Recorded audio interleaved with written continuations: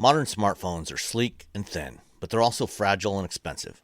If you're really careful, you may use it until you're ready to upgrade without shattering the glass.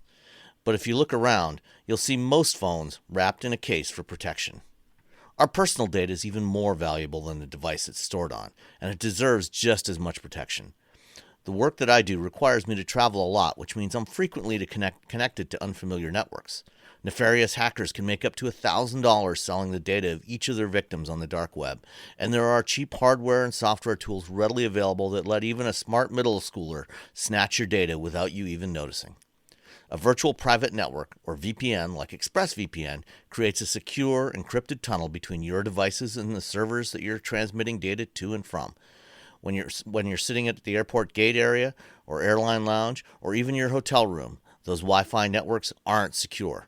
Your bits are flying through the air, and whether you're checking your bank account balance, sending data to a client, or just checking your email, bad actors can snatch up your usernames, passwords, and everything else you send and receive if it's not encrypted.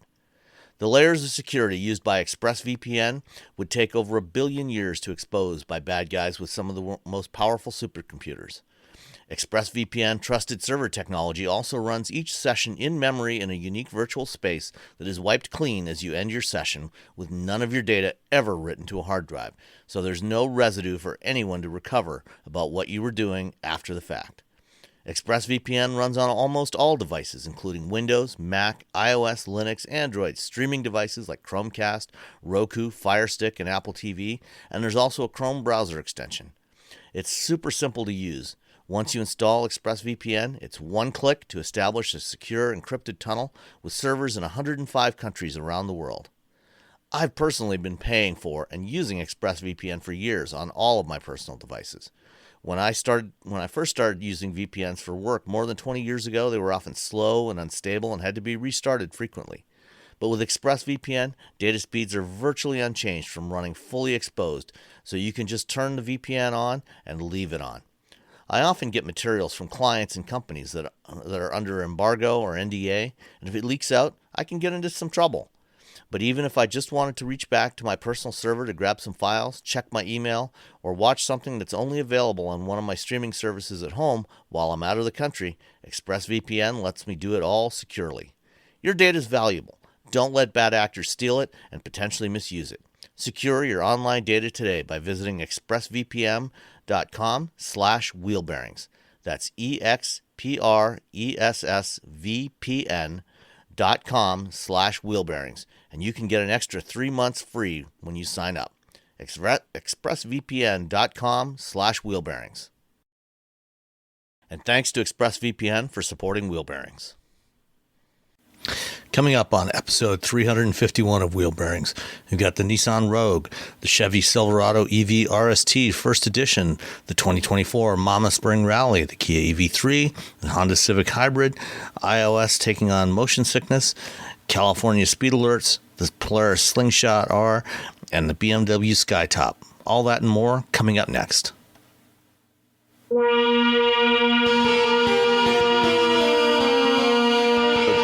351 of Wheel Bearings. I'm Sam Abul-Samad from Guidehouse Insights. And I'm Nicole Wakeland from the Road... No, I'm not. I'm Roberto Baldwin. You sound different. I'm Roberto Baldwin from SAE International. Nicole's doing things. Yeah, she's traveling this holiday weekend. You know, me and you were just stuck at home. She's a brave woman. I know. Traveling on the holidays. I know, it's crazy. The thing is, when you're like us and you travel so much, the idea of traveling during like a holiday just seems like just the worst. Yeah. It just, because occasionally you'll go on a trip and it's like right when there's like spring break or something else, and you'll get to the airport and there's all of these people that aren't usually there. Like, who the hell are these folks? It's like amateur hour. You know, it's like the people who don't travel frequently and they don't know the routine. I mean, when we travel for work, it's like we always have everything set up. Like, for example, before I had pre-check, I would always have everything. I'd have my pockets emptied out while I was riding on the shuttle from the parking lot to the airport. Put everything in my backpack. So the only thing I had left was my phone and my ID, and now I just put my wallet right in my backpack because I don't even have to take my ID out anymore because they have digital ID here in Detroit. Mhm. Yeah, I don't. Watching people. They're like in line, and about five. They're like two people from talking to TSA agent, and they're just like, "Oh, I guess I should do this thing." And they start doing, like, I get off the shuttle. Like in the shuttle, I take my keys out of my pocket, put everything in there. Then I get out of the shuttle, I take my belt out because they changed the TSA the machines because I had a belt that would never set off the machine, and then it started setting it off. So now I have to take my belt off. So I had a specific belt that was perfect for TSA, and now it doesn't work anymore because they've changed the machines. It's happened at different airports. They tuned them. I don't know what they did, but I take my belt off, and then by the time I'm going, I just have my ID because I'm constantly being told that I've been randomly checked for my ID. I don't know. I don't know why. So I always have like, okay, just in case. But I have clear and TSA pre-check, and I just waltz through. And as soon as I get the thing, I dump them both in my bag and go to the machine and check my but then people are like, oh, I've never done. I have TSA pre, but I wore my 18-hole boots. I gotta unlace these. I'm like, oh no. Oh, you're the worst. Yeah, always got to wear shoes that you can easily slip on and off. It's like you don't want to be messing around with any of that stuff. Anyway, enough of that. Anyway, enough about traveling because we're home. Yay! home for the long weekend. Although I was away for a couple of days this past week, but we'll come to that in a little bit. But to get to where I was going, I actually didn't fly at all this week. I drove. Yay! I spent a lot of time driving this week. And I drove from my home outside of Ann Arbor, Michigan, to Elkhart Lake, Wisconsin, because that's where the Midwest Automotive Media Association has their annual spring rally, which, despite the name, is not actually a race. It's just a gathering of mama members. Hold on a second. And dogs. and dogs. You can mama members get to attend this thing. There's a whole bunch of automakers that bring out a whole bunch of cars. There was about 80 vehicles there this year, some of which you get to drive on the track. Some of them were on an off-road course, and some of them were just for street driving. But to get there, I drove the 2024 Nissan Rogue all-wheel drive Platinum. Wow! Which is the best of the best of the Nissan Rogue. Absolutely. And it's actually a good car. I like the Rogue. I've never had any major issues with particularly with the current generation of the Rogue. I like the way it looks. It's got a little sharper edge styling than a previous generation. And last year they did a mid-cycle update and replaced the engine. So the original 2.4 liter naturally aspirated 4-cylinder that was in there is gone. It's now the Rogue is now powered by a 1.5 liter 3-cylinder turbocharged engine, which also has continuously variable variable compression ratio. So this is the same technology that they have on the 2-liter 4-cylinder that's in a bunch of Infiniti and Nissan vehicles now. You can get it in the Altima. It's in the Infiniti QX55 and QX50. And I think a couple of other models as well. The 1.5 liter version, the 3-cylinder version, puts out 201 horsepower, 225 foot-pounds of torque, which is a little more than the variant that's in the 2.4 liter 4-cylinder that was in there before. Still with Nissan's Xtronic CVT, which is fine. Nissan probably does CVTs as well as anybody, in terms of the way they feel. They have some simulated, it doesn't just rev up to 4,000 RPM whenever you step on the accelerator and sit there and motorboat. It kind of cycles up and down, kind of like a traditional transmission, but with slightly more efficient programming. All-wheel drive on the version that I had, and it's got drive modes on there. With the Platinum, you get leather seats and glass moonroof, and ProPilot Assist, 19-inch alloy wheels, basically everything on here. The other things that are new for 2024, they did some very slight restyling. The grill is changed, so the old V-Motion grill that had a solid chrome sort of V shape around the sides, the sides and the lower perimeter of the grill has been replaced, and now on the horizontal bars, the outer edges of the bars are chromed. So instead of a solid chrome bar going around the grill, it's now an interrupted chrome strip around the grill. So it's a little more subtle. I think it looks a little better than the previous version. It's certainly a newer take on that concept. And then the other big change in the interior is the infotainment system. The Rogue is the first Nissan vehicle to get a new Android Automotive based infotainment system with Google services built in, which we've talked about previously. Basically the same kind of thing you find in GM vehicles and Volvos and Polestars and now on Hondas and Acuras. Same set of services. You get Google Maps as the default maps, Google Assistant, and a variety of other services. And of course, you get the Play Store so you can download other apps that you want. Unfortunately, the Rogue that I was driving had only. So what you get is, I think, 8 years of connectivity for Maps and Assistant. But then you have to pay, at least I think you have to pay for connectivity for apps, for streaming apps. Or at least if it's not paid, you still have to activate it. And it wasn't activated on mine. So when the car was first delivered, I was sitting in my driveway, hooked up to my Wi-Fi in my garage, and downloaded some apps, downloaded Pocket Casts and YouTube Music. And then when I went to drive somewhere, I noticed that they wouldn't connect to stream anything. Because that connectivity wasn't turned on. That I had the same issue. The Nautilus had nothing turned on, like it just was off. And I just feel like there somebody somewhere needs to, when you send the things out to the fleet, turn it on. Yeah, just make sure everything's on. Yeah. Fortunately, unlike a GM EV, they still have support for smartphone projection. So I was able to just plug in my phone and use Android Auto. And so I could stream stuff through there.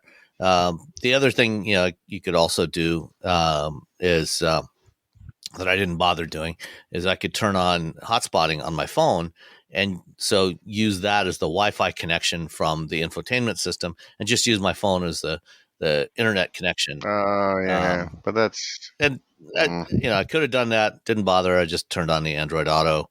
And so I used the Google Maps that were built in to the car because that all worked, and Google Assistant worked, and then just streamed media from my phone, and that worked fine. Kept me entertained on the 7.5 hour drive from where I live to Elkhart Lake, it's a comfortable vehicle to drive. Handles reasonably well for what it is, a compact crossover. It's roomy enough. The back seat is also very roomy, plenty of cargo space in the back, and the performance was more than adequate. And fuel economy was also surprisingly good. It's EPA rated at 31 miles per gallon combined, 28 city, 34 highway. I was doing mostly highway driving, did some urban driving and suburban driving, but mostly highway. Averaged about just shy of 33 miles per gallon over the whole week. Cool. Which is, well, I mean, it's a pretty small motor. Yeah. And it has the variable compression, which is hopefully paying off more than it was when it first came out, which is like, look at it. We're like, oh my God, all the big nerds were like super excited about it. And then you looked at the difference in efficiency. You're like, oh yeah, it was barely better than, the 2-liter was barely better than the V6 that it replaced. This in this case, the 1.5 is definitely a couple of miles per gallon better than the 4-cylinder that it replaced. And even an all-wheel drive model, getting 32, 33 miles per gallon was pretty impressive. The only thing that did not impress me about this car was the price. The Platinum, which has everything included, and also had a couple of options. So this one had the Platinum Premium package, which has the hands-free power liftgate, heated rear seats, head-up display, and tri-zone climate control, and the sunshades in the rear doors was $990. The external ground lighting, the puddle lamps, $620. Two-tone paint, $350. All together with the various options, came to a grand total of $45,145. Yeah, modern vehicles are too expensive. That's a lot for a Nissan Rogue. Yeah, the puddle lamp price $600.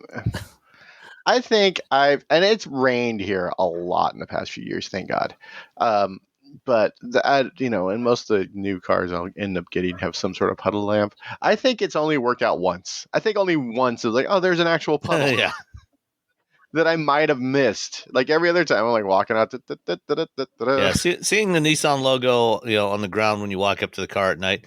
Yeah, it's a novelty the first couple of times you see it, and then it's like after that, okay, whatever. Definitely not worth $600. Yeah, no. But you can get the Rogue S in front wheel drive with the same engine, same powertrain, and everything. Still has the same infotainment system. Starts at $28,850, which is less. Yes, it's a lot less.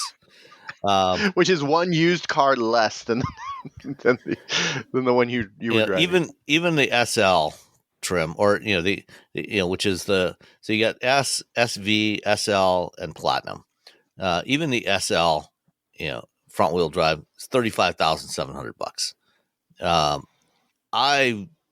I don't think if I was buying one of these, I don't think I would bother with the Platinum. That's a lot of money. It's a Rogue's not really I know why everyone puts this trim, that high end trim level on like almost all their vehicles, but some cars it just doesn't make any sense. Yeah. It's like, this is a mid-tier, this is a mid-market car. It's not a luxury vehicle. If you're buying it because you're like, oh, now I want to put all the luxury things, just buy the mid-luxury car instead. Yeah. You're probably going to pay the same amount of money, and top to bottom, it's going to feel a bit more luxury versus we just add a bunch of luxury bits to this sort of, medium-sized SUV. The Nissan Rogue, it's not, it's not the Armada. Come on, everybody, chill out. Yeah, the equivalent from the Infiniti side would be the QX50, which starts at $41,000. Now, the QX50's got the 2-liter turbo VCT variable compression. So it's got more power. It does feel more luxury. Although at this point, I would probably stick with the Rogue just because the QX50 still has the old Infiniti infotainment system with the dual screens, which is kind of a pain in the neck to use. I think when they do a mid-cycle update of the QX50, which will probably be within the next year or so, and the QX55, it will probably get a new Android-based infotainment system, a single-screen system, and that should be a lot better. And then I would say, if you want it, instead of spending $45 on the Rogue, spend a similar amount on the QX50 once it has the new infotainment. Yeah. For now, maybe sticking with the Rogue might actually be the better solution. Yeah, maybe just get the SV. Yeah. Like, this is all the things. Yeah, just get one of the mid-level trims, and to that is what most people end up buying. Relatively, usually less than 10% of customers buy the entry-level trim of any vehicle, and maybe a similar number buy the top trim level, buy something like a Platinum. And then everybody else buys those mid trims, and that's where all the volume is, and that's actually typically your best value. If you look at the features that are on there and what you actually want, Those mid-level trims typically have the stuff that you really want, as opposed to nice to have, but you don't really need it. Yeah. So that was the Infiniti, or not the Infiniti, the Nissan Rogue Platinum. You want to take a stab at the destination charge? Ooh, let me see. $11.95. Not bad. $13.90. All right, Yeah. $13.90. Destination charges keep creeping They up. certainly do. And the Rogue is built here in the U.S. It's built in Canton, Mississippi, I think. And let's see, final assembly. Oh no, this one looks like this one actually came in from Japan. So well, I had to take a boat. Yeah. So it says final assembly point Los Angeles, which means it must have come in from Japan. So it came from Japan, and then they added some bits to it. Yeah, probably. So for tariff reasons. Yeah. All right. So last week, we hinted at the fact that I had driven a couple of new General Motors EVs, specifically a couple of Chevrolet EVs. The new Silverado EV RST First Edition. And I've got another one that can't talk about yet, which we'll talk about next week, which is the Equinox EV. But wrote my first review for the Autopian. I'm going to be doing some stuff for them from time to time, and so that's where my my review, my 5,000 words on the Silverado RST. 5,000 words. Yeah, wow. Gets into a lot of detail. I'm scrolling through it. Yeah. Scrolling. Well, it's the Autopian. I mean, they're just big. Yeah, words. Exactly. And they said, be as detailed, as nerdy as you want. So I did. Oh, that's a dangerous thing to tell people. Yeah. Bottom line, the Silverado EV RST is very expensive, very heavy. There's actually a lot that's really good about it, but if you're interested in an electric Silverado, unless you absolutely have to be one of those people that gets something first, be the first on your block to have something. I would probably wait until later in the year when the LT trim shows up, and that should be out, sometime in the fall. The RST is the performance street truck model of the Silverado EV. So they launched the work truck late last summer. They started deliveries about September to fleets, and so through up until a few weeks ago, they were delivering Silverado EV work trucks to fleets, to various fleet customers around the country. And, that included businesses as well as some government agencies and stuff like that. And that one, got some very good, got some very good reviews in terms of its range.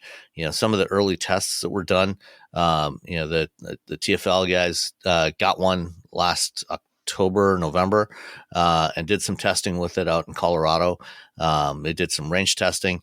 That one's rated at 400. The 4WT model is rated at 450 miles of range, and they got well over that, and also got well over 200 miles towing. I think about a 9,000 pound trailer with it. So the RST is the first consumer model that they're selling. This is the high end street truck. It's loaded with everything, and it also has 10,000 pound towing capacity, about 1,500 pound payload capacity. It's heavier than the work truck by about 400 pounds, which means that it comes in just shy of 9,000 pounds. Yeah, and that's a lot. But it'll go. Its EPA rated range is 440 miles. And based on what the work truck was doing, it can probably achieve this. So that makes it far and away, the best range of any electric pickup truck that's available today. We'll see how the Ram Rev does, the extended range model of the Rev. when it comes out at the end of the year. Stellantis has said that they expect that one to go 500 miles on a charge. It does have a little more battery than the Silverado does. The Silverado's got, Chevrolet doesn't say exactly how big it is, or exactly what the usable capacity is. It's been estimated that the gross capacity of the battery is close to 250 kilowatt hours, and the usable capacity on the RST is believed to be somewhere around 210 to 215 kilowatt hours, which is a big honking battery. Unfortunately, you can charge this at up to 350 kilowatts, and it's a dual layer battery. It's basically like two batteries stacked on top of each other. And so it supports charging at 800 volts. It's a 400 volt architecture in the vehicle, but it supports charging at 800 volts. And it's got a voltage splitter circuit that splits at 400 volts to each layer of the battery. So it basically treats it like charging two batteries in parallel at 400 volts each. But it'll charge reasonably fast given the size of the battery. I think they said that it'll add about 100 miles of range in 10 minutes. On a 350 kilowatt charger. Stephanie Brindley and I were driving this together, and after our stop at the American Center for Mobility, where we did acceleration runs, we stopped off at the Tesla supercharger that's nearby here, which has a Magic Dock, just to try it out. And it did work on the Magic Dock. We could charge it from the Magic Dock supercharger. It doesn't have plug-in charge turned on yet for Tesla chargers. But it will charge using the Tesla app. So the RST is a dual motor setup, and Chevrolet has on the GMC Hummer they had watts to freedom mode, the WTF mode. On the Silverado they've got WOW mode, wide open watts, and you engage that. It's actually much simpler to engage than it is to do the WTF mode in the Hummer. Basically, you just go, tap on the drive mode icon on the screen, and it's got the drive modes listed there. And then there's a button for wide open watts, and you can turn it on, and you can leave it on all the time if you want. You can run in wide open watts mode 100% of the time if you want. I would not recommend that, because the noise that the truck makes when you do that is not particularly pleasant. It doesn't sound very good. In fact, the low speed noise that all EVs are required to make, below about 20 miles an hour, the sound that they chose for the Silverado, not a real pleasant sound, and they don't give you any options for different sounds to choose. Is it like a swarm of bees, or it's kind of a lower frequency, not so much bees, but just sort of a low frequency hum that's quite it's quite unpleasant actually to hear. Well, I mean, if you want to alert pedestrians that the heaviest truck on the planet is barreling toward them at 18 miles an hour. There you go. Oh, what the hell is that? We talked to the Chevy folks, and they tried to explain, tried to make the excuse, that it's a legal requirement, it has to be there. So the thing that's required legally is that it has to make a sound, and it has to be at a certain volume, to hear it. But they don't specify what kind of sound. And a lot of other EVs, it could be an ice cream truck. Yeah, it could be anything. Yeah, most other EVs have much more pleasant sounds to them. But that's something that can readily be changed with a software update at some point in the future, and hopefully it will be. I think they heard that complaint from pretty much everybody that drove this truck. Wow, and, nobody liked the sound. So hopefully they'll come out with some new options in the not too distant future. What happens if they don't change the sound is that everyone who sees one immediately have a bad a bad reaction to it, like, oh my god, what is that noise? Exactly. So when we stopped at ACM to try out wide open watts mode for acceleration, in WOW mode, the Silverado makes a maximum of 754 horsepower, which is a lot of power. But this thing is also a very heavy truck.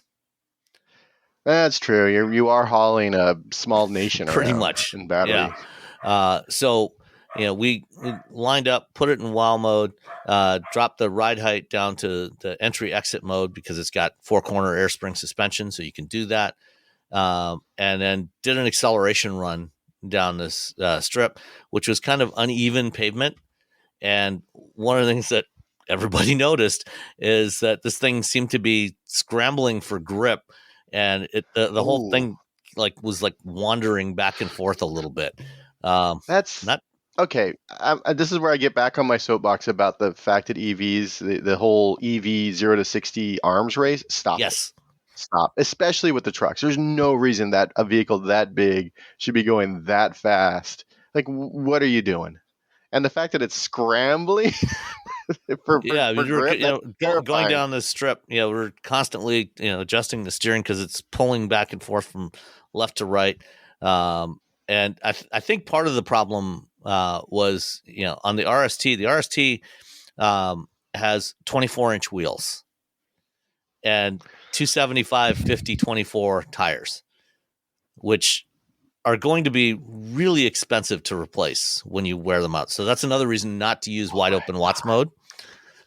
The Wait, 50? Yeah, Okay, so there's two things that are already on the A. We need more sidewall. B. We don't need to go that fast exactly. from 0 to 60 in something that weighs as much as your entire family at a family reunion. And the other thing is, because this thing is so heavy, it's their 8 lug wheels, but also the tire pressures. Um, when later on during our drive, we were looking through some of the stuff in the screens and got to the tire pressure screen, and it was like 65 psi on the fronts and 71 on the rears. So I mean, these They're things just like these things were like rock, just holding on for dear all season life. tires, rock hard, very low profile. It's no wonder this thing was scrambling trying to get traction on Oh this my on this god. track. And so yeah, I mean, you can go 0 to 60 in about 4.5 seconds in this truck, but there's no reason to. Just don't. Yeah. Unless you're in the middle of nowhere and you have a bunch of stuff in the truck in the bed and you want the stuff out of the bed as quickly as Yeah, just put the bed down. possible. Put the bed down and take off and all your stuff will Yeah, fall there you out. go. That There's is the the one only reason for wide open watts mode. that is the and again, no one else is around. No cars, definitely not Oh yeah, pedestrians or absolutely. any other humans on bicycles or children. There should be a law. Children have to be at least 5 miles away from this vehicle when it does this. But if you want all the lumber in the back of your truck suddenly on the ground, this is how you do it. But speaking of lumber in the back of the truck, one thing that's distinct about one of the many things that's distinct about this truck versus both the upcoming Ram Rev and the F-150 Lightning is it's a unibody structure. And, it's in a lot of ways, it's very similar to the old Chevy Avalanche of 20 years ago. Mm-hmm. So the bed and cab, are a single unitized structure. And the frame rails, there's not even a separate frame. The frame rails are integrated into the structure, and it's all designed to support this nearly 3,000-pound battery pack. When one of the advantages of doing that is they were able to bring back the midgate that they had on the Avalanche. So Midgate's yeah, rad. and unlike the Avalanche where it was just one panel, just one piece midgate, this one is split 60-40. So if you still need to carry somebody in the back seat, carry a passenger in the back seat, or 2 passengers in the back seat, you can put down one side of it and put long items in there. They had one that was sitting there with a kayak in the back with the tailgate closed, and another one that they had sheets of plywood. So with the midgate closed, with the midgate up and the tailgate up, you get 5 feet 11 inches of cargo space, which is best in class. I think that the Cybertruck has like 1 extra inch compared to that. So the Cybertruck's like 6 feet, but only at certain points in the bed, not like from top to bottom, because everything is angled in the Cybertruck. Nothing is straight. So you get 5 feet 11 inches with the tailgate and the midgate closed. With the midgate open, you can put stuff that is up to 9 feet long in there. Wow. up to the back of the front seats. And then with the tailgate open, the RST comes with the multi-flex tailgate that they have on some of the GM trucks. So it's got a bunch of different ways that you can open it. If you just put the tailgate down and put the stopper up, you can have 10 feet, 10-inch long objects that are restrained in there. And so, for a demo, they had one at the lunch stop. They had one of the Silverados there with 4x8 sheets of plywood, or 4 foot wide sheets of plywood.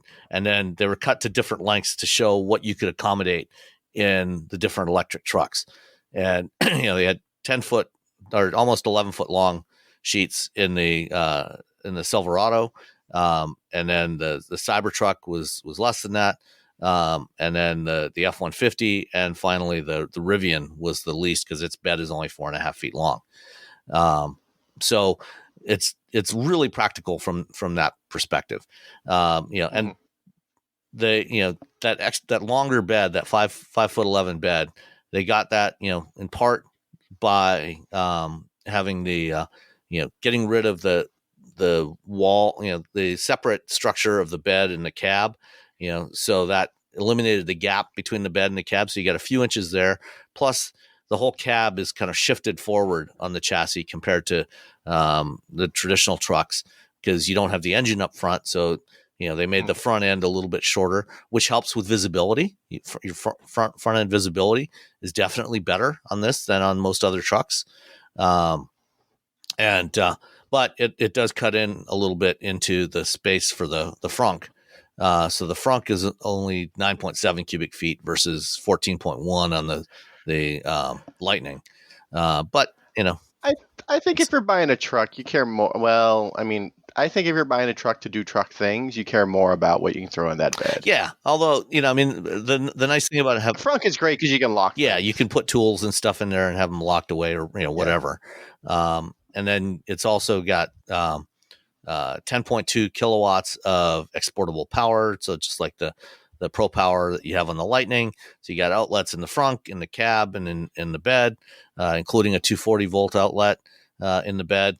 You can also get a power, essentially a power strip that plugs into the charge port, into the CCS charge port, to also put out more power from there. So you can plug in a bunch of stuff there, so you can have extra outlets there as well. Cool. So it's kind of like the Hyundai vehicle to load, but you get multiple outlets on there. And what else? The cab overall dimensions are about the same as what you get in a Lightning or any other full-size, modern full-size pickup truck. So it's similar room to Lightning or a Ram. But that's good. I mean, that's a huge amount of room. If you sat in the back seat of any crew cab, modern crew cab, full-size pickup, it's like a limousine in terms of backseat space. You have tons of legroom, tons of headroom. So lots of space in there for a crew in the crew cab. Overall, on our drive, we averaged about 2 miles per kilowatt hour, which is similar to what you get with a Lightning or a Rivian, or a Cybertruck for that matter. The ride, they're bricks. They're essentially bricks just rolling down the road. And given how heavy this thing is compared to the others, that's actually pretty good. It's more efficient than I would have expected it to be. And the Hummer truck is like 1.2 or something weird that I got when I was driving it. I was just like, well, this is great. Well, the Hummer is also like 5 inches wider than the Silverado. So the Hummer is shorter, but it's 5 inches wider, and it has like a practically vertical windshield. So not great for aero. They've done a lot of work on the aero on the Silverado, so that helps a lot. The ride quality is just so.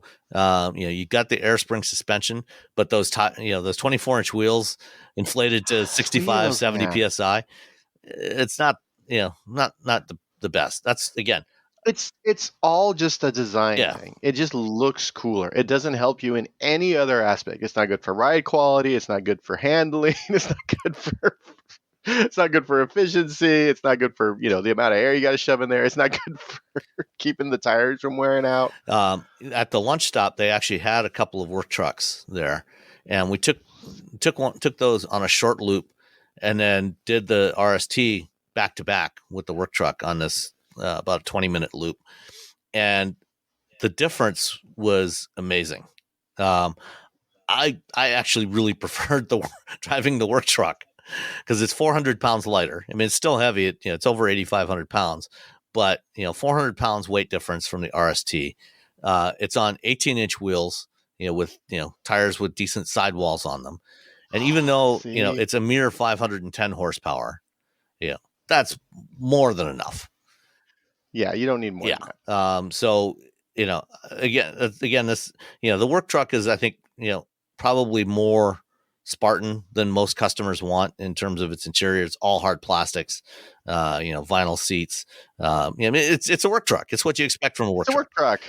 You load it up, you go do your job, you get back in the truck, you drive home. The end. But I think the combination of the LT will probably be, that's probably going to be the sweet spot for this thing. The mid-level trim, it'll have more features that consumers will want. It'll have smaller wheels. It's not going to have 24-inch wheels. It's going to be lighter than the RST. It probably won't have the WOW mode, which you don't need. I can't. Why? So that'll be the if you want the electric pickup with the most range, especially for towing, especially if you want to tow with it, having that kind of range on 200 plus miles of towing capability with a big trailer, I think that's going to be the one that people will want, and it'll also be a lot cheaper. It's not going to be cheap, but it will be a lot more affordable than the $96,000 price tag of the RST. What's the work truck cost? They haven't said what the current price is. So they from the time that they originally announced the RST till it's about a month ago, they reduced the price by $10,000. The work truck, when they launched it, the 4WT with the big battery was going for $78,000. They also have a 3WT now, which has a 20 module battery, so it's about 170 kilowatt hour battery. But that that still has just shy of 400 miles of range. And I don't know, they haven't said how much that one is, because they haven't posted the consumer pricing for those yet. That should be posted pretty soon, because they're going to start deliveries of those to consumers anytime now. What else? Another reason to avoid the RST is the interior was definitely much nicer than the work truck, but still not what I would expect in a $100,000 vehicle.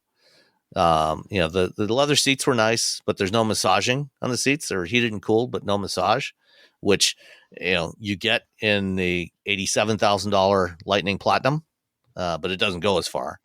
But the materials on the dashboard, it had this textured synthetic material, which was fine, but it didn't feel that premium.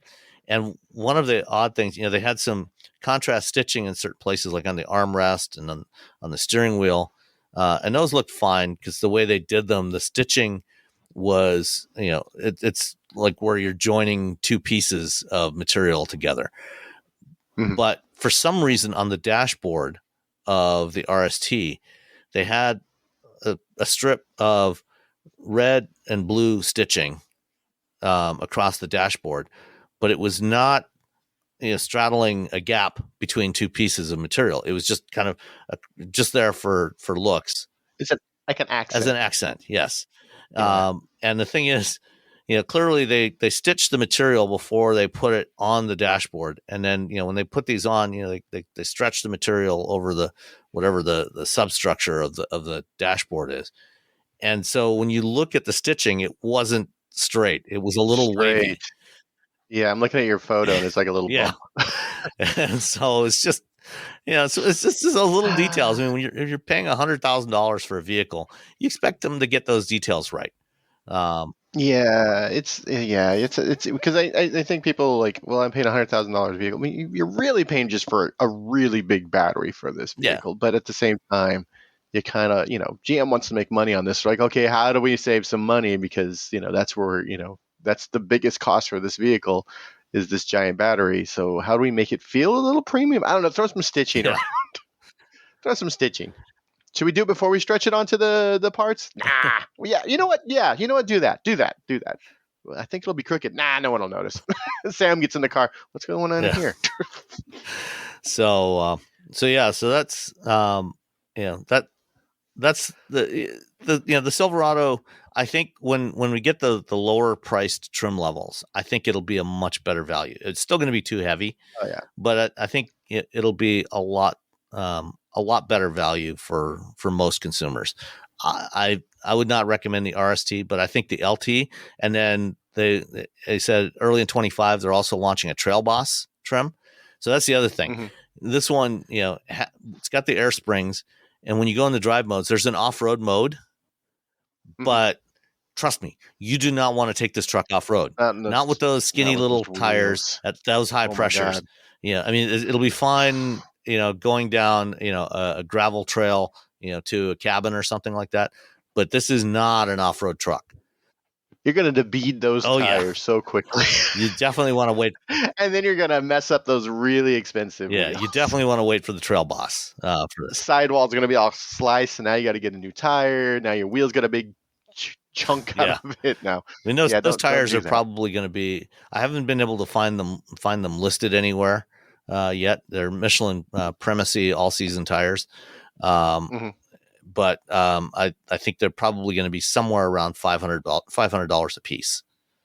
Oh my gosh! I see. I saw the Silverado. I went down to the GM, the opening while you were in driving trucks. I got to look at it, but I got to see Mary Barra, so that was nice. And the midgate. I love the midgate. I love it, and I really like their tailgate. It's just I look at it and I'm like, I would love everything about this if it was the size of a Maverick. Yes. Yeah. And an EV, because or even a Colorado. It's just it's so much truck. It's more truck than I think most people need. But people love big trucks, so they're gonna go. They're aiming. That's a cash cow for the big three is their trucks. The profit margin on them is bonkers compared to everything else in their lineup, but it doesn't work that way with the EVs. Yeah. And also, again, I'm going to say people who want big trucks, they want vroom vroom, vroom vroom big truck. That's what they want. Oh, in WoW mode, it makes noise. Might not be the kind of noise that you want to hear, but it makes noise. I think I've only seen one. I've seen a lot of lyrics lately. Oh yeah. I've gotten up to 7 lyrics in the last week on the road. They just keep, and they're all different ones, and they just keep popping up and popping up. And the lyrics are actually starting to sell at a decent pace. They're getting them built. It's a good EV. Yeah. I drove it a few week or so when you were gone for that thing. I drove it for the first time since that drive program 2 years ago where the software wasn't great, and I drove it. And it was it was really nice. And I came back. I'm like, this is the money making one right here. But I think GM can make a good EV. I mean, I think the Bolt was a good EV. I really like the Lyric. The Blazer is the Blazer. It's the Lyric's better. Just get the Lyric if you're looking at those two. If you're cross shop, just pay the little extra. Well, I'll have another option to recommend next week. Yeah, and I'll be. I think that's going to be we'll see. But I mean, we didn't have any issues with the software. The Super Cruise worked great in the Silverado, and you can tow with Super Cruise in the GM trucks. So they won't do auto lane changing while you're towing, but otherwise they work really well when you're towing with Super Cruise. I would keep your hands on the wheel. Yeah, it's probably wise. But one gust of wind. It's really windy around here. It's just super whoa, what's happening? Yeah. So that is the Silverado EV RST First Edition. Good truck in a lot of respects. some questionable decisions in others, and wait for the LT or the Trail Boss. Yeah, definitely. I think the LT or get the work truck. Yeah. Work truck sounds rad. Yeah, I mean, you don't Still a lot of money, but you don't get the midgate on the work truck, which is one downside. They don't offer the midgate on the work truck. Yeah. Yeah, never mind. Maybe just get the LT. Yeah, I think the LT is, as we said earlier, that those mid trim levels are usually the sweet spot. That's usually the best combination of price and features that people actually want. Yeah. All right. So as I mentioned, I drove to Elkhart Lake, Wisconsin this week for the Mama Spring Rally, and there was like 80 vehicles there. Over 100 media, and we were circulating through all these different vehicles. Got to drive some of them on the track, some of them on the street. Got to spend a little more time on the street with the Volvo EX30, which still a really impressive car. Talking to Volvo, they're still working out what they're going to do as far as tariffs go, because initially it's being produced in China, and this thing starts at $37,000. But it's a nice little car. If you're looking for a smaller EV, it's actually a really nice option. They are going to start producing them in Ghent, Belgium next year, but they're supposed to be on sale here in the next month or two. I know people who have them on order, and they just keep getting emails about delays. Yeah. And now with this, I'm just like, ooh.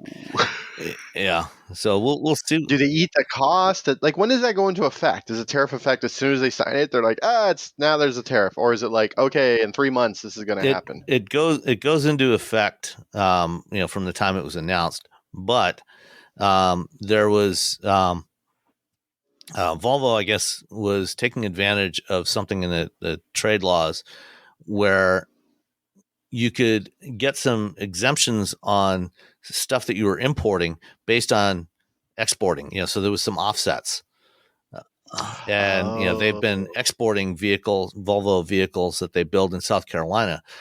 So like S90s, V90s that they were building in South Carolina, they were exporting those. And so that offsets some of it, but I don't know if there's enough exports to offset, what they're looking at for the EX30.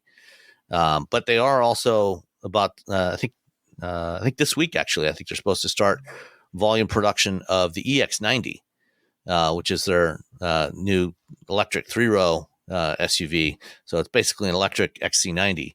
I think the production starts this week, I believe, right after Memorial Day. And so there will probably be more exports of that one. So we'll see how it all plays out, if they can still do that. Yeah, because I feel like people who put their, they've been waiting for this, and then they'd suddenly be like, oh, by the way, now you got to give us a lot more money in order to buy this car. It seems like, I understand the reason and the thing is, the thing, a manufacturer doesn't necessarily have to pass along that tariff. I mean, they can pay it, and yeah, they just eat the cost. And so, I was wondering if they're going to eat the cost for that first delivery. They might. There's definitely a possibility they might do that. Geely could afford to do it for a while. Yeah. So we'll see what happens.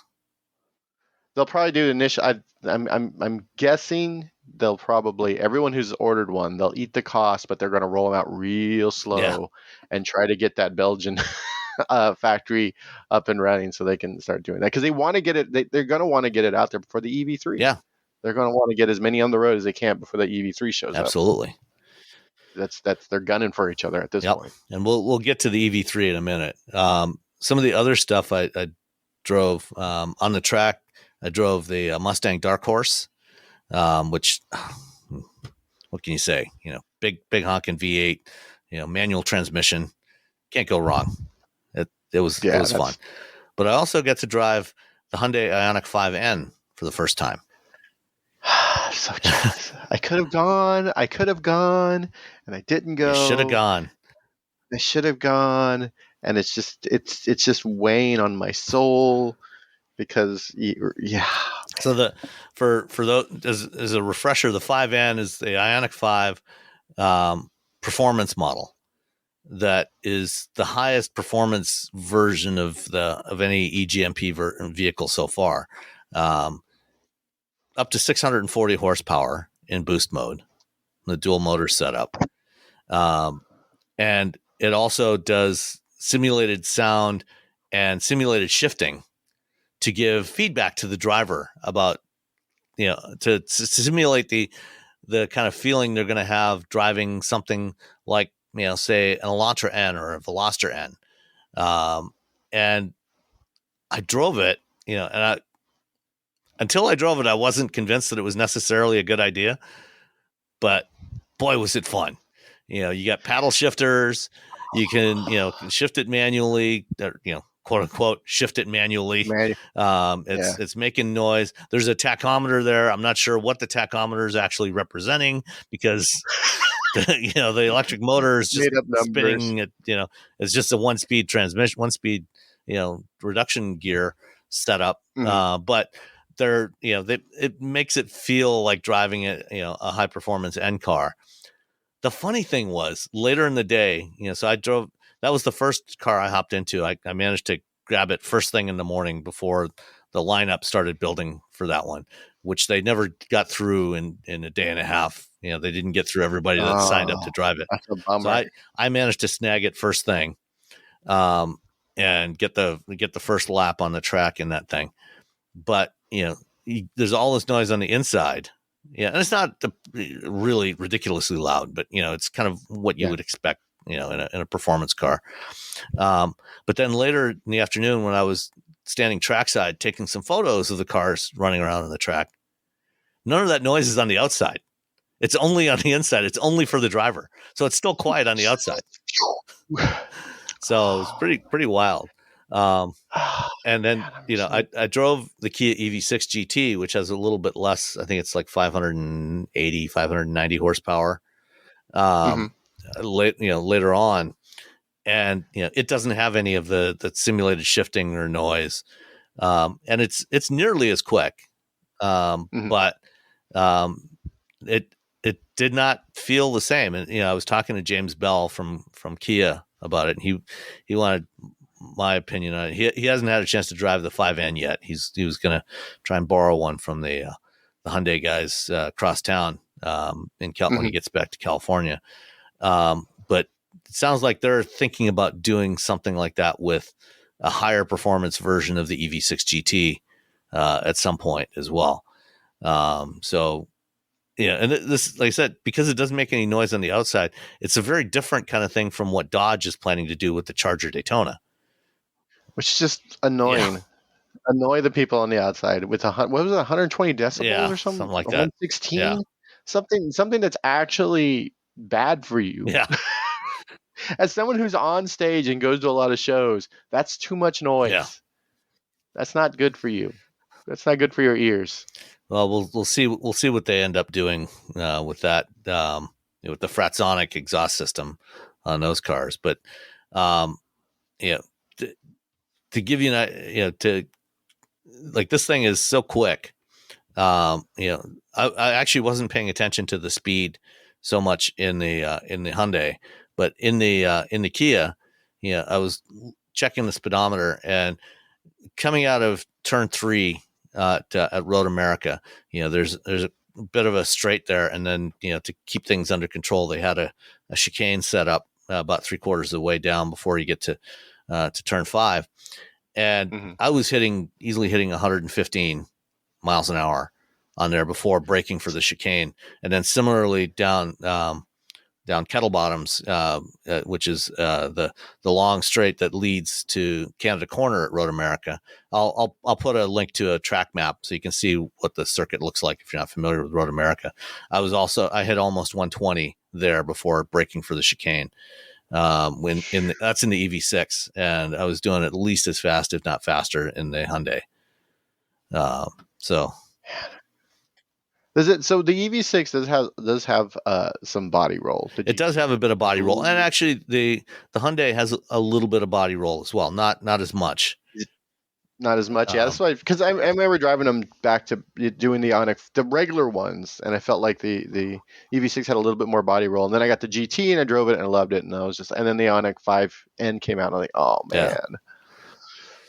So so those were fun. And then the off-road course, they had some interesting stuff there. I did the off-road course in the Tacoma TRD off-road trim. They didn't have a TRD Pro there yet. And I did it in a Hummer EV SUV, and it definitely demonstrated the value of four-wheel steering. Having four-wheel steering on that thing. That thing is still way too wide for most trails. It's so big. You still have to be extremely careful to make sure you get between the trees because it's so wide. But the four-wheel steering was great in that thing going off road and maneuvering through tight corners in the woods. But I also got a chance to drive the Ineos Grenadier. Oh, I'm driving that in a few weeks. How was it? It's interesting. I think they have the foundation of something really good. So the Ineos Grenadier, when Land Rover stopped making the old style Defender a few years back, the guy, I forget his name now, who is the CEO and chairman of Ineos, which is a global petrochemical company, wanted to continue building the Defenders. And he went to Land Rover and said, look, I want to buy the tooling from you and continue building this vehicle. And Land Rover said, nope, no, we're not selling it. And so he said, okay, fine. And he went and hired a designer to design something that looks very much like an old Defender. And, got the factory in France where they used to build the Smart 4.2 and lined up a bunch of suppliers, including BMW, to supply the 3-liter turbo inline 6-cylinder engine, and ZF for transmissions, and an Italian company for axles, and Magna for a bunch of other stuff. And they created the Ineos Grenadier. It's if you like the old school Defender more than the current modern Defenders, this is the vehicle for you. If you're a big fan of the the British police procedural Vera, you're going to want to get an Ineos Grenadier. Off-road, it was really great. It's got, solid axles front and rear, it's got all the articulation that you expect. It's got lots of ground clearance. It's got locking differentials, front, rear, and center. And there's on the roof, there's a panel with a whole bunch of toggle switches for all the stuff. And then more switches down below on the center stack and switches everywhere. And it's funny when I got into it the first day for the off-road course, it was still running. The previous person who'd been driving it just left it running, and I hopped in there to drive it. The next day when I went to drive it on the street, I was looking around and Jill Simonillo, who was on the show with us a few weeks ago, she was riding with me, and we're both looking around trying to find the start button for the engine. We couldn't figure out how to start the engine. And then I leaned over past the steering wheel and looked and saw, oh shit, there's a keyhole there. And I picked up the key and pressed the button, and it was actually I had to stick the key in and turn the key to start the Grenadier. Wow. Off-road, it was really good. On-road, ride quality was surprisingly good. The biggest issue I had with the way it drove was with the steering. It feels like there's no caster in the steering. So when, for those not familiar with steering geometry, typically on most vehicles, if you look at where the ball joints and everything are, where the steering axis is, if you actually draw a line through the steering axis is typically tilted back a little bit at the top. So it's further, the axis intersects the ground further forward than it does up at the top steering point. And what that does is that gives you your self-centering. So when you come out of a corner, you release the wheel, and the car, as you're driving, the car straightens itself up. The Grenadier seemingly has no caster. There's no self-centering at all, which may be really good off-road when you're going over all kinds of stuff and you don't necessarily want the steering jerking back and forth. But, that means that you have to manually turn the wheel back, because if you don't manually turn the wheel back, it'll just keep turning. It'll keep going in a circle. Okay. So does it have the little? Oh, it does. I'm looking at the picture. Does it have a little center point at the top of the wheel so you know when you're going straight? And then the other thing is the steering is also really slow, which again, good for off-road use. You don't necessarily want really fast, twitchy steering off-road, but not so great for driving on-road, which is probably where most of these things will spend most of their life, realistically. Yeah. Is anybody spending, $80,000 to $100,000 on an SUV? Probably not going to be taking it off-road very much.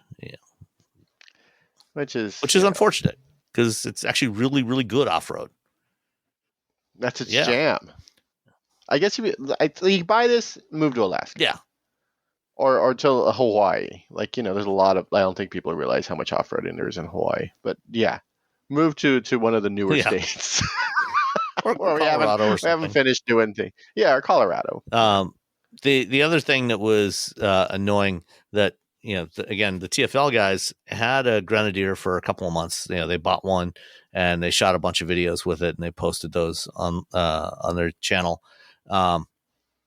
One of the things that they highlighted during the very first video they did when they were driving it back from, I think from Colorado Springs or wherever, back to Boulder, where they, where they bought it back to their home base, is the Grenadier has an alert when you exceed the speed limit.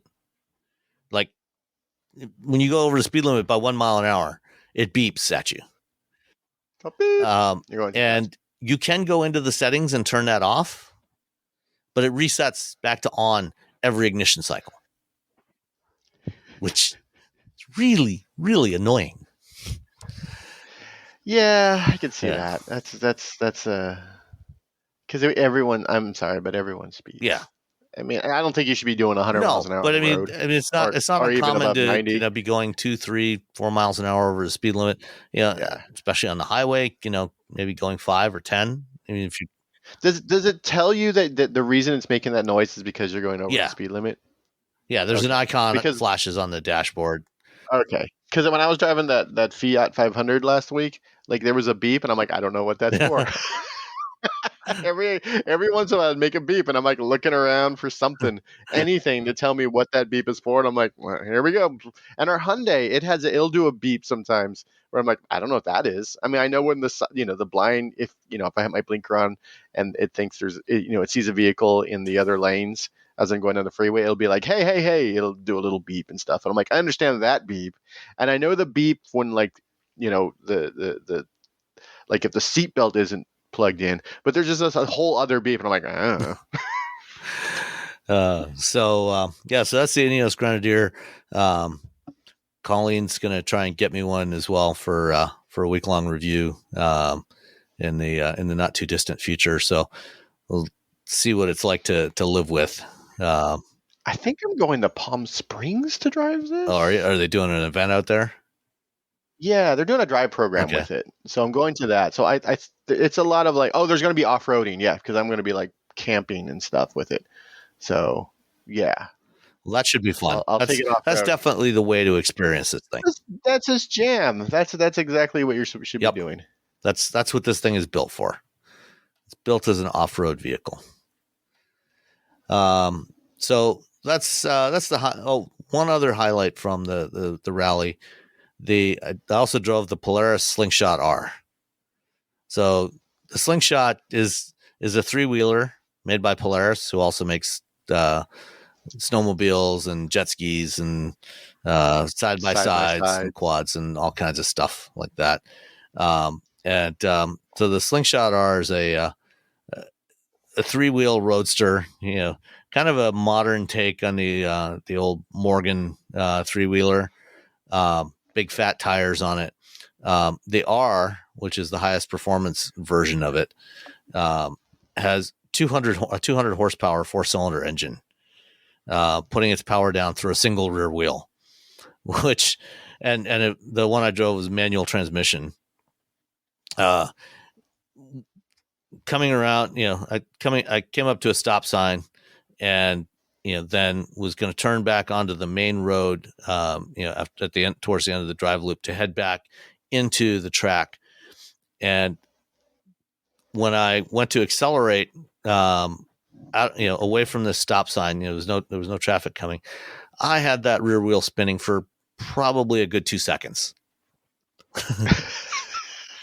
There's way more power from this thing than you can safely put down through that rear wheel. It's also fun is that what's in the center of every road in America? Oil. Yeah, exactly. So it's an interesting ride. I think most people probably aren't going to get the R model, which is the highest performance model, and most are probably going to go for one of the lower end versions. The R model starts at $35,000.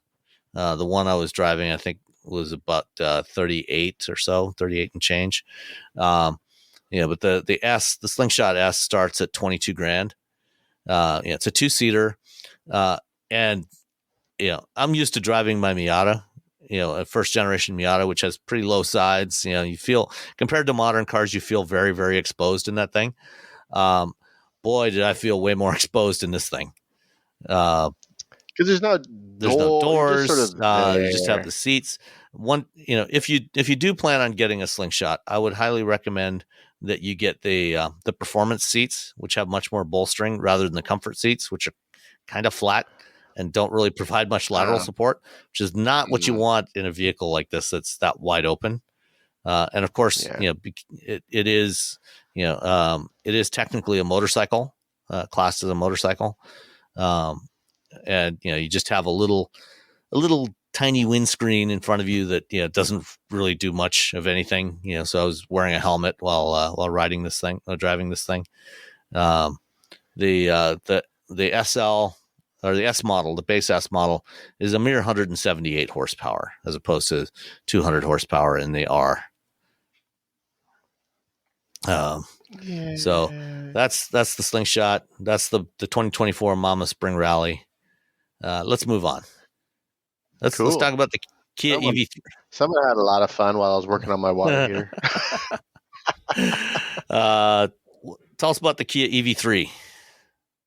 Oh man, the Kia EV3. So sometime, I believe about a week ago, I don't know, the 23rd, whatever day that was, Kia had their little EV3. We all pretty much had seen it, essentially, when they showed it off, and then I guess it leaked as well.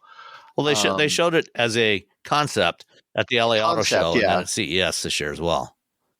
Yeah, so we all kind of pretty much saw it. What it is someone got an EV9, and they got a shrink ray from from Professor Fink, and he just shrunk it down.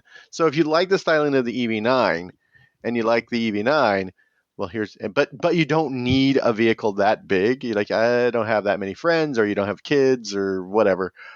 You can get the EV3, which is just like, smaller. And I mean, they said they're going to keep the Niro around, the Kia Niro. I can't imagine it'll stick around for that long. But I think they're just going to run through, whatever the parts they have left for this, they're just going to keep running through it, and then this is going to be that vehicle.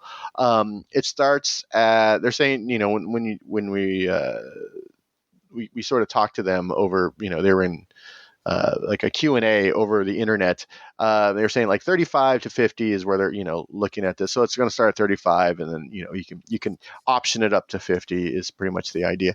300 miles of range is sort of what they're going for. It's on, but it isn't the 800 volt architecture. It's still the eGMP, but it's a 400 volt architecture. So it's not going to charge nearly as quickly as like the EV6. But they still say it'll go from 10 to 80% in 31 minutes. So yeah, so it's got a smaller battery, so it's still gonna charge pretty quickly. You just want to make sure that your charge rate makes sense with the battery that you're using. They didn't put the all I wanted them to do was open the rear hatch. That's it. That's all I wanted to see, how much room is back there. It looks like it's probably going to be about the same amount of room as you get in the Niro or the the Kona Electric, except that this is based on the eGMP platform, so it's not it's not sharing its platform with gas. So the floor is lower. There's no tunnel. There's nothing. It's just an EV, and it's got a teeny tiny little frunk, which is sort of like a first for Kia at this point. Um, we're not getting it until it's July in Korea, and then the United States they just said 2025. Yeah, that's whatever what that James Bell said as well. He said sometime next year. Yeah, sometime next year. Which, if you're looking for something right now, there's still plenty of. But it's, I think this is 35, 300 miles. I mean, this hits so many. It's the right size. It's a small little, it's a little crossover or a small SUV or whatever. A lifted hatchback, whatever you want to call it. It's what a lot of people sort of want. It's at a good price point, and yeah, I think they're going to sell a lot of these. I think this is going to do really well for them. I think the Niro and the Kona Electric are sort of almost forgotten by most people. They don't realize that those are actually things out on the market. And they're older technology, even though they were just updated. They're still not eGMP, so this is yeah. So you might want to say Hyundai will have a version of this at some point, and give a little hug to your Niro and your Kona EV, because I think they're not long for this world.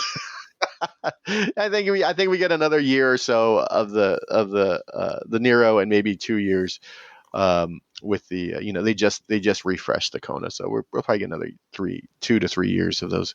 But yeah, I mean it if you like that look of the EV9, if you want something that is going to give you a lot more range than what Kia and Hyundai are offering right now at that price point, this is definitely it. And again, I think when this is, I feel like some automakers they keep stepping back, they're slowing things down, they're changing, and I think they're really giving up a lot of the EV market to Kia and Hyundai, and it's going to bite them in the ass in 5-10 years, because people are going to get people who want EVs, or they're going to get into these vehicles, they're going to like them, and then there's going to be brand loyalty around it. I think what's going to happen is the same thing that happens with the Subaru people and Toyota people, where they get into the vehicle, they're like, oh, this is exactly what I want.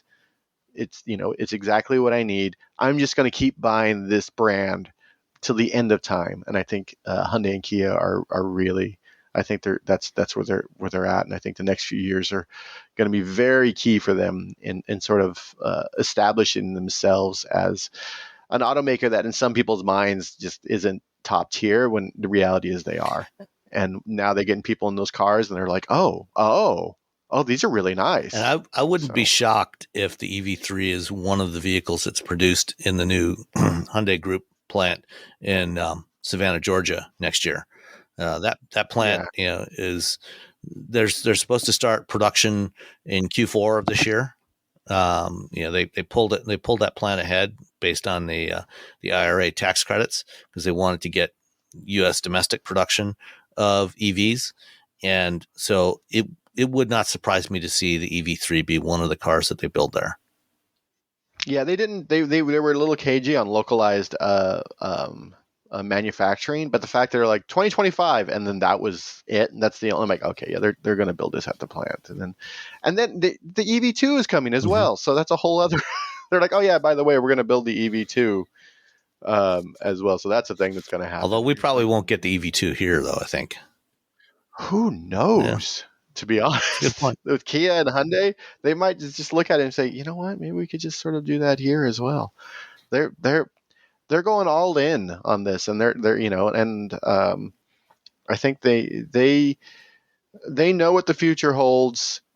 They, as a company, everyone's doing it. It doesn't seem like there's a lot of infighting within the company about EVs versus some other companies, and I think that's helping them. And on a per unit basis, they're making money off every vehicle, And they've been telling me that for years. So, no one's going to be making money off EVs for quite a while. I mean, you can just look at the Tesla model, where 10 years of losing. But the first couple of years of any new car, you're not really making money, to be honest. I mean, the Bronco might sell like hotcakes, but for the first few years, you're still paying back all that R&D and all that design and everything that you had to do to make that vehicle what it is. And so pay for all the recalls in the first year or two, Yeah, recalls and all the marketing and appeasing people who have been ripped off by dealerships. So yeah, no, I mean 35, and then you throw a $7,500 tax credit on there. You're looking at a pretty relatively inexpensive. It's not the Bolt. It's not but if they look at the market and they see that the Bolt is taking too long and they decide to bring the EV2 in, I mean, the Bolt sold 67,000 almost units. 70 last year. Yeah, almost 70,000 units last year at that $27,000 price point. And I think that's under 30. People are, if you can make it happen and, you get nice quality vehicle you can just cruise around town in. I mean, it was the best selling EV that didn't have the word Tesla printed on it. So, yeah. And, this, I had been considering the Volvo EX30 as, as one of the vehicles on our short list for our next vehicle when we replace the Civic.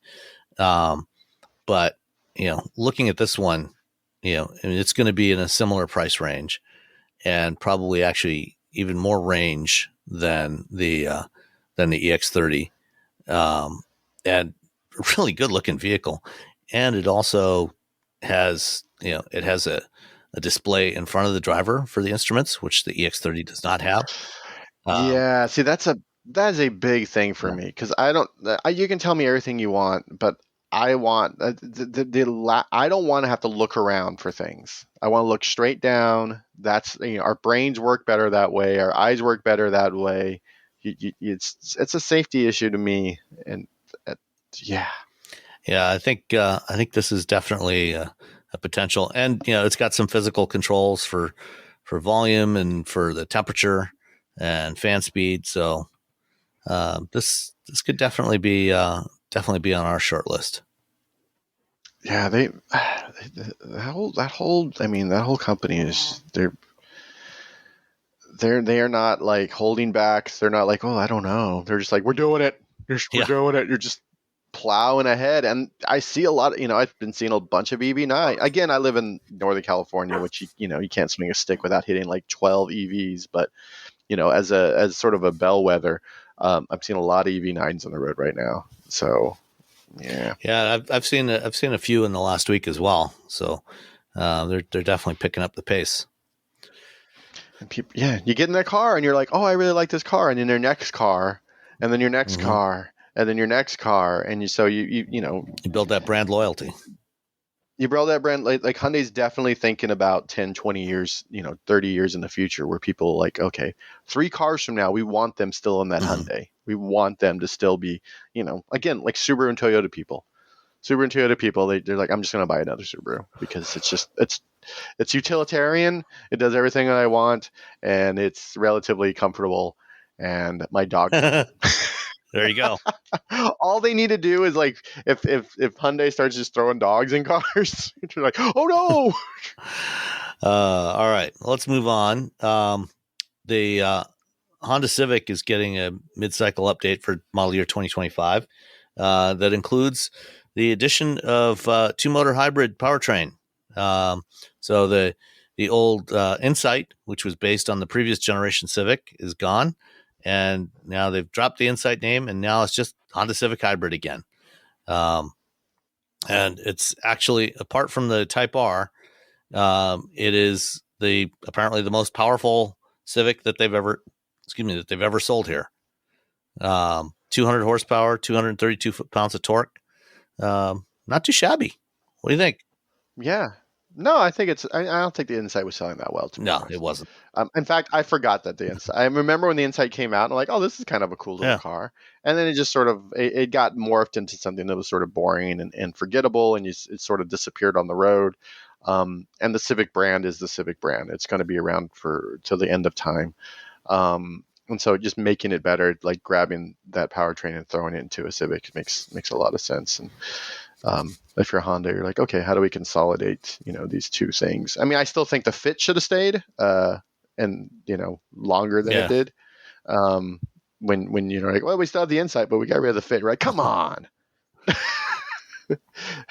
But that's a argument and a fight for another day.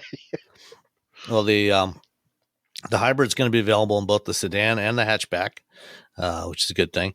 The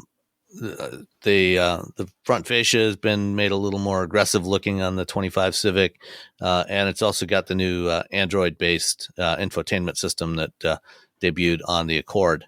So all kinds of updates for the Civic for this year.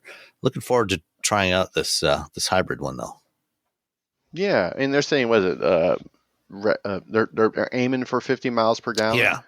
Nearing 50 miles per gallon, so 47. I'm just going to say 47.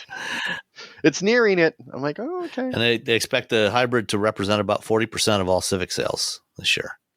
Oh, I mean, they're at about 50% penetration for the hybrid on the Accord and the CRV. So those three, Civic, Accord, and CRV are Honda's three top selling models. So that's going to be a pretty significant percentage of overall Honda sales that will be hybrids by the end of next year. Yeah, I think they're going to do well. It'll be interesting to see what happens post Prologue with the EV sales, with EVs. Yeah, I mean, they've got their first EVs coming. Their first in-house designed EVs for North America coming in 2026 out of Marysville. So there'll be some interesting stuff coming from Honda, I hope. Yeah, 2025 should be a pretty big year for unveiling. Yeah. All right. Do you ever get motion sickness when you're in the car? No, I think. Well, okay, that's a lie because I got motion sickness once in a car. There's a road in San Francisco called Taravel, and it's downhill, and you're just hitting bumps all the way down, driving down this road. And one day I was in the back seat of my friend's car, and I decided I was going to play Unreal, the video game where you run around, you shoot things. And I played the game for like 30 seconds, and I was like, oh gosh, I was like, oh no, because my eyes were playing. It's a first person shooter, so you're just running around shooting, and so yeah, that's the only time I've gotten motion sick. Where an extreme driving condition and an extreme game. So I'm very fortunate. I have had friends who have gotten cars with me. They're like, oh, by the way, I get motion sickness, and I'm like, I just picked you up in a Ferrari. I'm taking you home now. Just going to do it very slowly. There's a lot of reasons. Yeah, just a lot of reasons why I don't want you motion sick in a $400,000 car. Well, one of the things that for a lot of people that triggers motion sickness, is trying to read while you're in the car. And if you're a passenger, you're on a road trip and you're bored, wanting to read, not an unreasonable thing to try to do, but because of the differences, in what you're feeling and what your eyes are seeing, that's what triggers the motion sickness. And so Apple has apparently come up with a scheme. It should be actually rolling out in the next version of iOS for iPhone and iPad that is meant to try to reduce motion sickness. So what they're doing is they're using the accelerometers in the device to measure the motion of the vehicle, and then having some moving dots on the screen that are not particularly visible that are supposed to help, with your visual inputs and your brain to try to counteract the impact of motion sickness. So the idea is so you can be able to read the screen without getting sick. There you go. So that's nice. I mean, everyone's always, yeah. I'm fortunate. I don't get motion sickness unless I do the stupidest thing possible. Like play Unreal in the back of your friend's car while going down a Yeah, bumpy yeah, and his, road. his laptop. It wasn't like it was on a phone. It was like a laptop, Yeah. like a 15-inch laptop. So I had this big screen. It was Uh-huh. dark, so I like had no No like other visual everything. cues. Yeah, so everything. I was really just yeah, and I was playing. I'm like, oh, this is not good. I just closed the computer and I just sat there. I'm like, all right, I'm fine. So We talked about speed limit alerts with the Ineos Grenadier. In Europe now, their new cars are required to have intelligent speed assist, which gives the driver alerts when you exceed the speed limit by, I think it's up to, when you exceed the speed limit by about 10 miles an hour, they're supposed to give you automatic alerts. Now, California, state of California, has the Senate at least has passed a bill that would mandate the same thing in California. So it's over 10 miles an hour. yeah, if you go 10 miles an hour over the limit, Oh, then let's see. you get a little bing. Yeah. Let's see. A little ding dong. The system would let's see. Unlike the electronic limiters that physically limit a vehicle speed, the proposed intelligent speed assistance system would utilize a brief one-time visual and audio signal to alert the driver each time they exceed the speed limit by more than 10 miles an hour. Oh, well, that's okay. I mean, to be honest, that's actually kind of good because sometimes you're like, wait, what's the speed here? Yeah. I'm doing 70 and it's 50. Oh, I should probably slow down. Yeah, and most modern cars, will already give you a visual alert. It's not like, yeah, like most of the cars I get in now, they're like, hey, buddy. Yeah, they use the cameras to look for speed limit signs, and it shows you on the instrument cluster what the most recent speed limit that it saw was. And then whenever you go over that speed limit and you can usually adjust, the threshold anywhere from 5 to 10 miles an hour. When you exceed that limit, then the little speed limit icon that shows you your speed limit turns red most of the time, or something like that. To say, hey, you're going too fast. And so they want to mandate that, which probably it won't be a big deal because, like I said, most cars already effectively do something like that anyway. Yeah, I don't. And yeah, I don't know what the. I'm reading the. It keeps saying it's controversial, yeah. And I'm just like, why? I'm like, why is it okay? Alert! Oh no! Someone told me I was doing over 10 miles an hour once. Okay. Yeah. Okay. Last story. The BMW Concept Skytop. Did you see this thing yet? I'm looking at it now, and I'm going to take one home. So this was unveiled the other day at the Concorso dell'Eleganza Villa d'Este in Lake Como, in Italy. And it's a concept only for now. It's based on the 8 Series platform. It's a 4.4 liter twin turbo V8. And it's pretty stunning looking. Supposedly they're considering a limited production run of up to about 50 units, much like they did with the CSL. Yeah. I mean, it looks great. It's, everyone needs a top down. I'm still waiting for my convertible EV.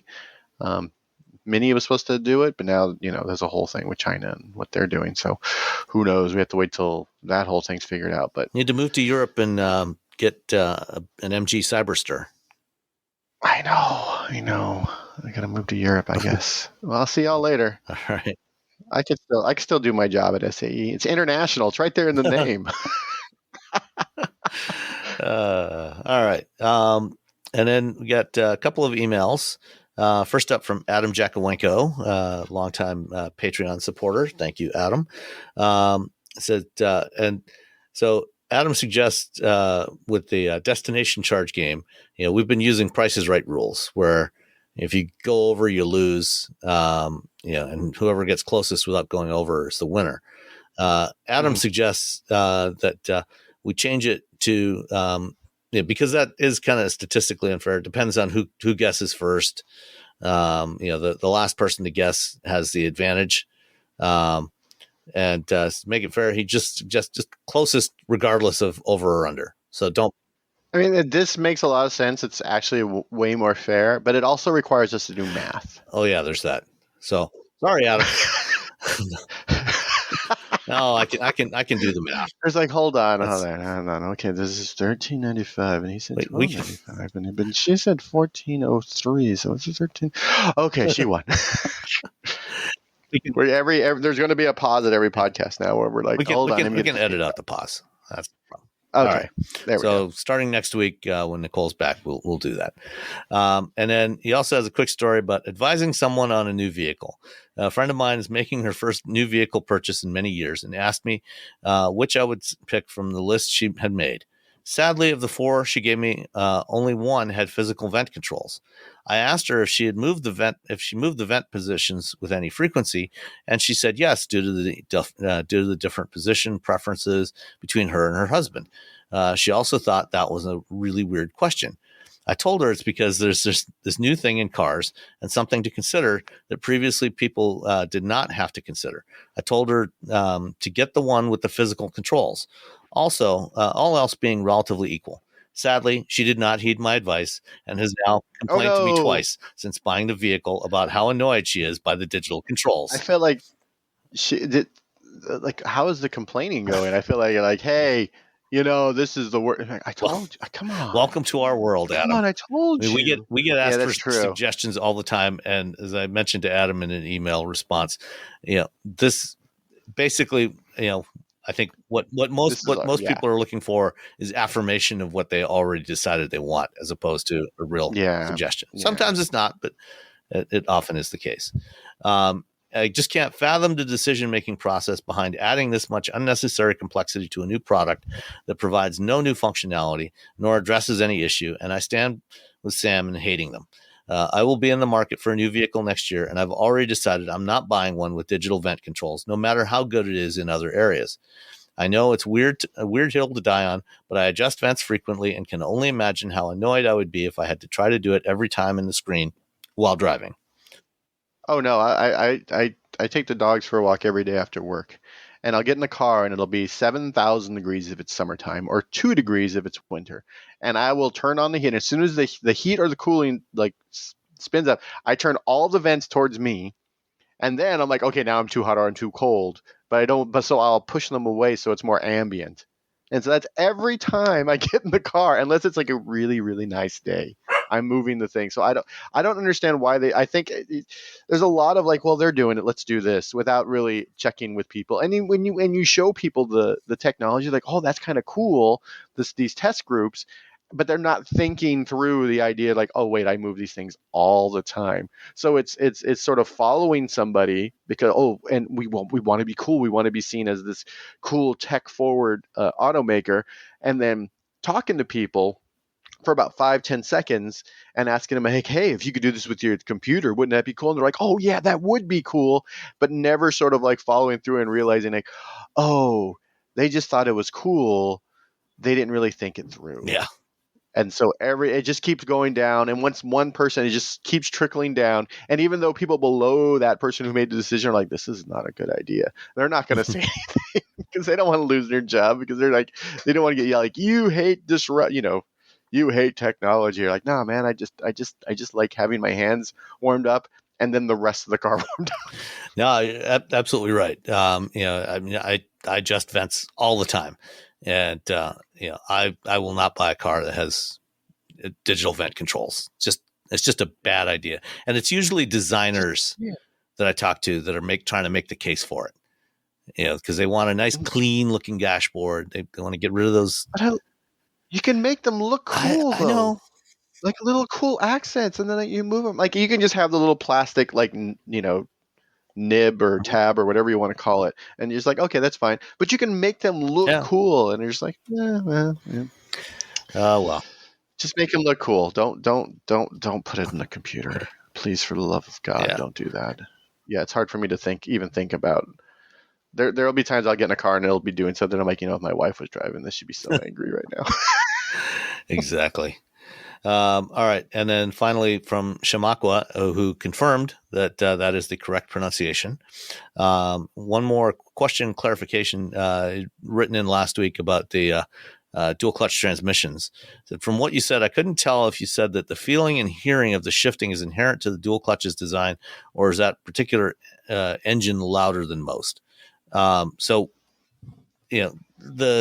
how much you feel and hear, or it's mostly what you feel of the shifting is, that's kind of inherent to the design of the transmission, but it's no different from shifting a manual transmission.